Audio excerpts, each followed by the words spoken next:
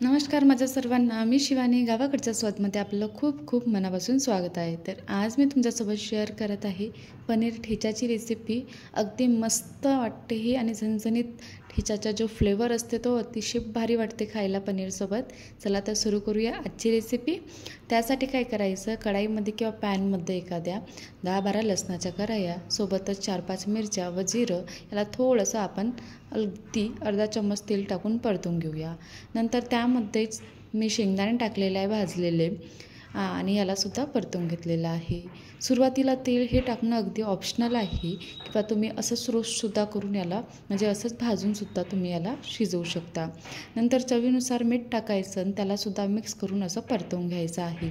छानपैकी असं सर्व इन्ग्रेडियंट्स भाजून झाले म्हणजे परतवून झाले की आपल्याला याला हलकंसं थंड करून घ्यायचं आहे, अगदी हलकंसं. आणि नंतर तुम्ही मिक्सरच्या पॉटमध्ये याला बारीक करू शकता, पण जो टेस्ट आहे ना तो तितका भारी नाही वाटत. आणि बारीक करायच्या टायमाला एक काय करायचं, यामध्ये डंटल साईडनं आपल्याला कोथिंबीरसुद्धा टाकायची आहे आणि त्यालासुद्धा सोबतच असं बारीक करून घ्यायचं आहे.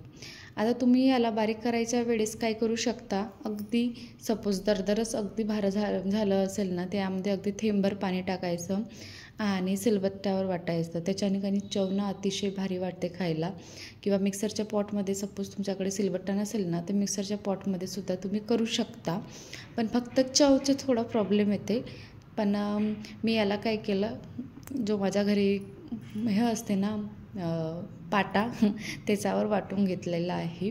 आणि पाटावर वाटल्यावर अगदी ते भारी वाटली मला खायला याचीवाली.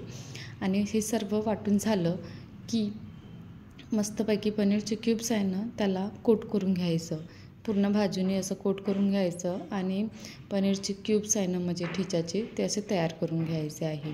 नंतर कढाईमध्ये अगदी थोडंसं तेल टाकायचं आणि त्यामध्ये हे क्यूब्स टाकून याला शॅलो फ्राय केल्यासारखं आपल्याला तळून घ्यायचं आहे, म्हणजे फ्राय करून घ्यायचं आहे.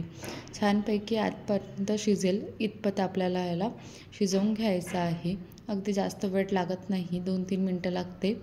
सर्व क्रिस्पी पण लागतात वरून खायला. अगदी सपोज तुम्ही ना जास्त वेळ शिजवलं तर, किंवा हलकंसं रोस्ट केलं ना, हलकंसं शिजवल्यासारखं शिजवलं ना, तर ठेचाचा फ्लेवर पण अगदी छान वाटते खायला. अशा प्रकारे मी सर्व भाजून घेतलेले आहे.